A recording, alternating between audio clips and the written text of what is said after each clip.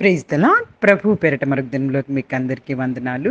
ఈరోజు దేవుడు మన కొరకు ఏర్పాటు చేసుకున్న వాక్య భాగము యోబు గ్రంథము 16వ అధ్యాయము మొదటి వచనం నుంచి చూసుకున్నాము. యోబు గ్రంథము 16వ అధ్యాయము. అందుకు యోబు ఇలాగున ప్రత్యుత్తరం ఇచ్చెను.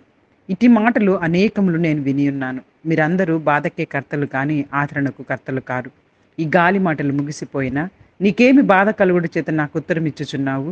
నా స్థితిలో మీరుండిన ఎడల నేనును మీ వలె మాట్లాడవచ్చును. నేనును మీ మీద మాట కల్పించవచ్చును. మీ వైపు చూచి నా తల ఆడింపవచ్చును. అయినను నేను నా నోటి మాటలతో మిమ్మల్ని బలపరచును. నా పెదవుల మాటలు మిమ్మల్ని ఓదార్చి ఆదరించును. హల్లెలూయా, హల్లెలూయా. పరిశుద్ధ దేవుడు ఈరోజు మనతో మాట్లాడుతున్న ఈ పాఠ్య భాగము. యోబు గారి గురించి మనందరికీ తెలుసు. యోబు గారు ఎంతో నీతిమంతుడుగా మనకి యోబు గ్రంథము మొదటి అధ్యాయంలో అసలు ఆ యోబు గారి గురించి రాయించినటువంటి పరిశుద్ధ గ్రంథం ఎంత గొప్ప మాటలంటే చూడండి, ఊజు దేశమందు యోబు అని ఒక మనుషుడుండెను. అతడు యథార్థవర్తనుడు, న్యాయవంతుడునే, దేవుని యందు భయభక్తులు కలిగి చెడుతనము విసర్జించిన వాడు. పరిశుద్ధ గ్రంథంలో ఒక వ్యక్తి గురించి ఇంత గొప్పగా సాక్ష్యము ఇచ్చారు దేవుడే అంటే ఎంత అద్భుతమైనటువంటి వ్యక్తి మనకు అర్థమవుతుంది. అతని గురించి బైబిల్ ఏమంటుందంటే అతను వర్ధనుడు, న్యాయవంతుడై దేవుని యందు భయభక్తులు కలిగి చెడుతనమును విసర్జించినవాడు. కొంతమంది యథార్థంగా ఉండవచ్చు, కానీ దేవుని యందు భయభక్తులు ఉండకపోవచ్చు. కొంతమంది న్యాయంగా ప్రవర్తించవచ్చు, కానీ దేవుని యందు భయభక్తులు కలిగి ఉండకపోవచ్చు. కొంతమందికి దేవుని యందు భయభక్తులు ఉన్నప్పటికీ కూడాను కొన్నిసార్లు యథార్థంగా ప్రవర్తించకుండా, న్యాయాన్ని జరిపించకుండా ఉండవచ్చు. కానీ ఇక్కడ యోబు గారి గురించి ఎంత అద్భుతమైనటువంటి భాగం అంటే అతడు యథార్థవర్తనుడు, న్యాయవంతుడై దేవుని యందు భయభక్తులు కలిగి చెడుతనమును విసర్జించినవాడు. ఇంత చక్కగా దేవుని దగ్గర సాక్ష్యం పొందినటువంటి యోబు గారి విషయంలో జరిగింది ఏంటో మన అందరికీ తెలుసు. దేవుడు యోబు గారి మీద ఎంతో ఎంతో ఎంతో అపారమైనటువంటి ఆ నమ్మకం కలిగినటువంటి వాడు కాబట్టి ఆ సాతాను ఎప్పుడైతే ఇదిగో నువ్వు యోబుకి అన్నీ ఇచ్చావు కాబట్టి అతను ఆ విధంగా ప్రవర్తిస్తున్నాడు. యోబు గారంట చూడండి, ఇంకను అసలు ఆ యొక్క సందర్భం కూడా మనం చదువుకోగలిగితే మొదటి అధ్యాయం 5వ వచనంలో అరుణోదయమునే లేచి వారిలో ఒక్కొక్కని నిమిత్తము దహన బలి అర్పించుచూ వచ్చెను. యోబు నిత్యము అలాగు చేయుచుండెను. యోబు గారి గురించి దేవుడిస్తున్న సాక్ష్యమే ఇది. చూడండి, అరుణోదయంన తొందరగా అన్నమాట. చాలా ఆస్తి ఉంది కదా, చాలా నాకు ఏం పెద్దగా పొద్దున్నే లేవాల్సిన పని లేదు, లేకపోతే నేనేమి లేచి పనులు చేసుకోవాల్సిన పని లేదు, నాకు ఎంతోమంది పనివారున్నారు, నేను హ్యాపీగా సరదాగా అంతా ఎంజాయ్ చేయొచ్చు అని చెప్పేసి అనుకోవట్లేదు ఇక్కడ యోబు గారు. యోబు గారు అరుణోదయంనే లేచి తన బిడ్డలు ఒక్కొక్కరి కొరకు ఆ రోజంటే దేవునికి దహన బలులు. ఈ రోజంటే మనం అర్పించవలసింది ఏంటి? ప్రార్థనా జీవితం. ఒక్కొక్కరి కొరకు, నీ బిడ్డల కొరకు, నీ కుటుంబం కొరకు, నీకున్నటువంటి చుట్టుపక్కల ఉన్నటువంటి సమాజం కొరకు, ఒక్కొక్కరి కొరకు నువ్వు ఎంతసేపు ప్రార్థన చేస్తున్నాం ఒక్కసారి మనల్ని మనం గమనించుకోమని దేవుడు ఈరోజు ఈ పాఠ్య భాగాన్ని మనకు జ్ఞాపకం చేస్తూ ఉన్నారు. అక్కడ యోబు గారు తన బిడ్డల కొరకు అరుణోదయంనే లేచి ఒక్కొక్కని నిమిత్తము చూడండి దహన బలులు అర్పించుచు యోబు నిత్యము అలాగ చేయుచుండెను. ఏదో ఒక రోజు చేసి లేకపోతే వారంలో ఒక రోజు చేద్దాంలే అనుకోవట్లేదంట. నిత్యము అలాగే చేస్తున్నటువంటి యథార్థవర్తనుడు, న్యాయవంతుడు, అలాగే చెడుతనమును విసర్జించి దేవుని యందు భయభక్తులు. అసలు మనకి సామెతల్లో అనేక సార్లు తెలియపరిచినటువంటి వాక్య భాగం ఏంటో తెలుసా? చెడుతనమును విసర్జించుటికి దేవుని యందు భయభక్తులు కలిగి ఉండటం అంటే. హల్లెలూయా, హల్లెలూయా.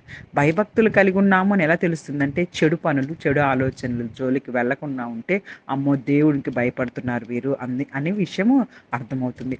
మనము దేవునికి భయపడే వారిలాగా పైకి నటిస్తూ మన ఇష్టం వచ్చినటువంటి ప్రయోగాలు, మన ఇష్టం వచ్చినట్టు ఆలోచనలు చేస్తే అది చెడుతనమును విసర్జించినట్లు కాదు. కాబట్టి జ్ఞాపకం ఉంచుకోవాలి. ఇక్కడ అనేక విషయాలు మనకు దేవుడు నేర్పిస్తూ ఉన్నారు.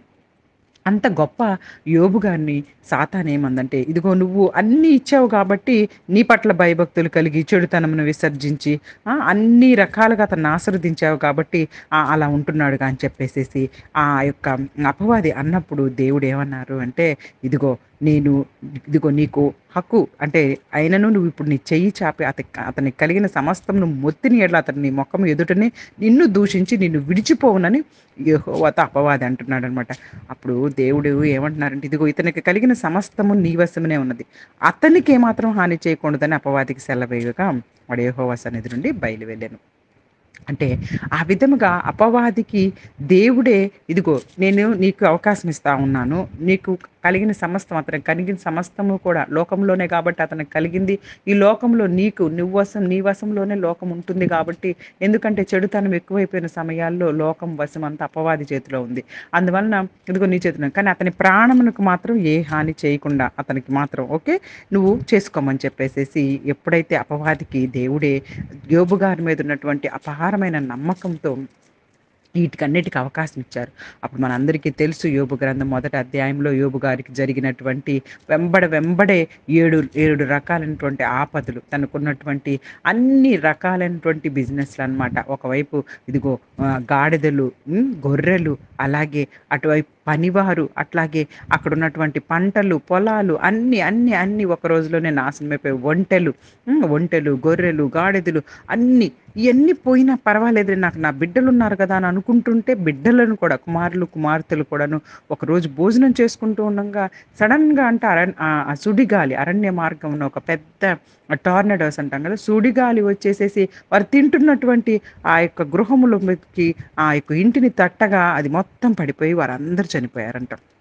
అప్పుడు ఇక చూడండి యోబు లేచి తన పై వస్త్రమును చింపుకొని తల వెంట్రుకలు గొరిగించుకొని నేల మీద సాష్టాంగపడి నమస్కారం చేసి ఇట్లా నేను నా తల్లి గర్భము నుండి దిగంబరినే వచ్చితిని, దిగంబరినే అక్కడికి తిరిగి వెళ్ళిదును. యెహోవా ఇచ్చెను, యెహోవా తీసుకొని పోయినను, యెహోవా నామమునకు స్తుతి కలుగును గాక. ఈ సంగతులలో ఏ విషయమందును యోబు ఏ పాపము చేయలేదు, దేవుడు అన్యాయం చేసినని చెప్పలేదు. హల్లెలూయా. ఇంత జరిగినప్పటికీ కూడాను యోబు గారు అవన్నీ జరిగినటం చూసి కుమారులు కూడా తన కుటుంబం అంతా చనిపోయినప్పటికీ కూడా దేవుని దగ్గరికి వచ్చి సాష్టాంగపడి నమస్కారం చేసి ఏమంటున్నాడు అంటే, యెహోవాయే ఇచ్చాడు, యెహోవాయే తీసుకున్నాడు. నేను ఈ లోకానికి దిగంబరిగా వచ్చాను, మరలా దిగంబరిగానే వెళ్ళిపోవాలి లోకానికి అని చెప్పేసి దేవునికి సాష్టాంగ నమస్కారం చేసి ఏ విషయంలో కూడా పాపము చేయలేదంట. ఈ విధంగా ఉన్నటువంటి సందర్భంలో యోబు గారి శరీరం మీద ఆ తర్వాత ఇక ఏకంగా యోబు గారి శరీరం మీద కూడాను ఆ కురుపులన్నీ అవన్నీ రావటము. ఆ భయంకరమైన పరిస్థితుల్లో స్నేహితులు కొంతమందొచ్చారు యోబు గారి దగ్గరికి. ఇక్కడ జరుగుతున్న ఈ యోబు గ్రంథం 16 అధ్యాయం మనం అదే ఈరోజు నేర్చుకుంటున్న పాఠము. ఈ స్నేహితులు కొంతమంది ఈ యొక్క బాధలు ఇవన్నీ ఇబ్బందులు పడుతున్నాడు యోబు గారని తెలుసుకొని నిజానికి వారు ఆదరిద్దామని వచ్చారు. కానీ వచ్చిన తర్వాత వారు ఆ యొక్క ప్రతి సందర్భంలో మాట్లాడుతున్నటువంటి మాటలు దెప్పి పొడుస్తున్నట్టే ఉన్నాయి తప్పించి ఆదరణకరమైన మాటలుగా యోబు గారికి కనిపించలేదు. అందుకే యోబు గారు ఇక్కడ ఏమంటూ ఉన్నారంటే, ఇదిగో ఇట్టి మాటలు అనేకములు నేను వినియున్నాను. మీరందరూ బాధకే కర్తలు కానీ ఆదరణకు కర్తలు కారు. హల్లెలూయా! హల్లెలూయా! ఎంత మాట అంటున్నారు 16వ అధ్యాయం కదా! మీరందరూ ఇంకా నా బాధను హెచ్చింపచేస్తున్నారే తప్పించి ఆదరణకు కర్తలు కారు. మన ఆదరణకర్త ఎవరు? మన యేసయ్య. ఆయన పేరే ఉంది ఆదరణకర్త. ఆయనకున్న నామాల్లో ఒక నామం ఆదరణకర్త. ఆయన గుణమే ఏంటి అంటే ఆదరణ కలిగించేటటువంటి గుణము. హల్లెలూయా! హల్లెలూయా! దేవుడు ఆదరణకర్త. మనకి తెలుసు అపోస్తలుడైన పౌలు గారు కూడాను రోమీయులకు రాసినటువంటి పత్రికల్లోను, అలాగే కొరింథీయులకు రాసినటువంటి పత్రికల్లోని ఇదిగో మమ్మల్ని ఆదరించినటువంటి దేవుడిని బట్టి మేము ఎన్నో రకాలైనటువంటి ప్రమాదాల్లో ఇరుక్కున్నప్పటికీ కూడాను మమ్మల్ని ఆదరిస్తున్నటువంటి దేవుడి వలన మేము ఇప్పటికీ కూడాను ఇంకా బ్రతికి ఉన్నాము. ఇలాంటి శ్రమల్లో నుంచి మేము బయటకు వచ్చాం కాబట్టి మమ్మల్ని ఆదరించిన దేవుడు మిమ్మల్ని కూడా తప్పకుండా ఆదరిస్తాడని మేము పూర్తిగా నమ్ముతున్నాము అని చెప్పేసేసి కొరింథీయులకు రాసిన పత్రికలో అనేక సార్లు పౌలు గారు హెచ్చరింపజేస్తూ అంటే వారందరిని ఆదరిస్తూ ఉంటారనమాట. అపోస్తలుడైన పౌలు కొరింథీయులకు రాసిన 2వ పత్రిక మొదటి అధ్యాయం అంతా చదువుకోండి. హల్లెలూయా! హల్లెలూయా! ఎంత అద్భుతంగా ఉంటుందంటే చూడండి, సమస్తమైన ఆదరణను అనుగ్రహించు దేవుడు. మొదటి అధ్యాయం 3వ వచనంలో నుంచే మనం చూసుకోగలిగితే అవును, సమస్తమైన ఆదరణను అనుగ్రహించేటటువంటి దేవుడు మనము దేవుడిని మనం కలిగి ఉన్నాము. చూడండి అక్కడ కూడాను 4వ వచనంలో కూడా దేవుడు మమ్మును ఏ ఆదరణతో ఆదరించుచున్నాడో ఆ ఆదరణతో ఎట్టి శ్రమలలో ఉన్నవారినైనా ఆదరించుటకు శక్తి గలవారమగునట్లు ఆయన మా శ్రమ అంతటిలో మమ్మల్ని ఆదరించుచున్నాడు. ఎంత అద్భుతమైన మాట కదా!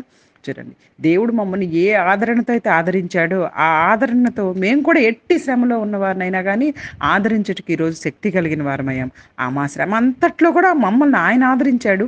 ఆ శ్రమల నుంచి బయటకు వచ్చాం కాబట్టి మేము మరొకరికి సాక్ష్యం చెప్పగలుగుతూ ఉన్నాము. ఇదిగో అలాంటి ఆదరణ మేము కూడా మీకు ఇవ్వగలుగుతాము అని చెప్పేసి క్రీస్తు యొక్క శ్రమలు మా యందు ఎలాగ విస్తరించినవో అలాగే క్రీస్తు ద్వారా ఆదరణ కూడా మాకు విస్తరించింది. అవును, హల్లెలూయా! పౌలు గారు తెలియపరుస్తున్న మాట చూసారా? క్రీస్తు శ్రమలలో ఉన్నప్పుడు క్రీస్తు శ్రమలు మా దగ్గర మా యొక్క శరీరాల్లో మేము అనుభవిస్తున్నామని మీరందరూ అనుకుంటున్నారు కదా! అవును. శ్రమలు మా యందు ఎట్లా విస్తరిస్తున్నాయో, ఆయన ఆదరణ కూడా మా పట్ల ప్రేమతో విస్తరించుచున్నది. దేవుని దగ్గర ఆదరణ పొందుకోవడం కంటే ఇంకేం కావాలి చెప్పండి? అని మేము శ్రమ పొందినను, ఆదరణ కొరకును, రక్షణ కొరకు పొందుదుము. మేము ఆదరణ పొందినను, మీ ఆదరణ కొరకే పొందుదుము. హల్లెలూయా! హల్లెలూయా! ఈ ఆదరణ మేము కూడా పొందుచున్నట్టే ఆ శ్రమలను ఓపికతో సహించుటకు కార్యసాధకమై ఉన్నది.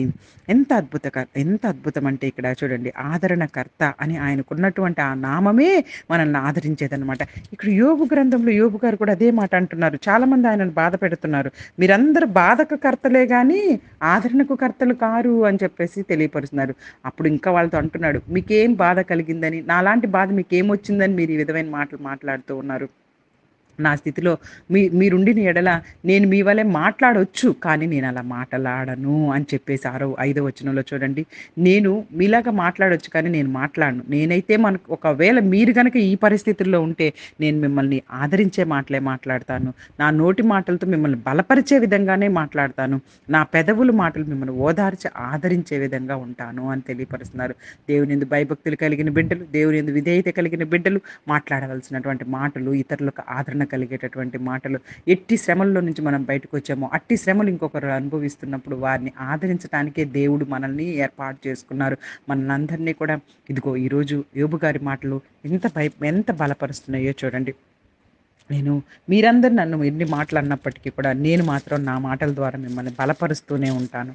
ఆ విధమైనటువంటి భక్తిలోకి మనందరం వెళ్ళిపోవాలని కోరుకుంటూ ఈ చిన్ని వాక్యాన్ని దేవుడు ఆశీర్వదించి దీవించును గాక.